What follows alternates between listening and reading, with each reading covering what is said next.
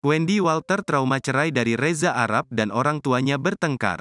Selebgram Wendy Walter masih ingat saat masih kecil kerap melihat orang tuanya bertengkar.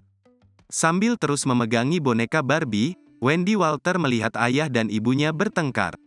Pengalaman di masa kecil itu membuat Wendy Walter trauma setelah kini beranjak dewasa.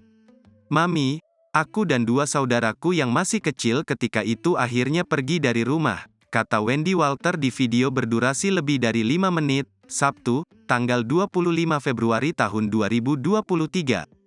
Video tersebut direkam sebagai bentuk dukungan Wendy Walter menjelang pemutaran perdana film Kembang Api di seluruh bioskop Indonesia pada tanggal 2 Maret tahun 2023.